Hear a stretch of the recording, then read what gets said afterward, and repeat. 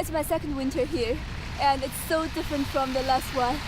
And I really hope that spring can come as soon as possible.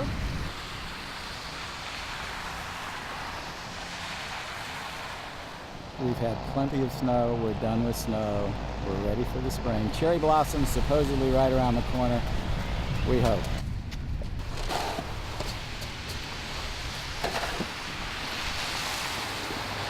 I'm ready to ride my bicycle in the warmth.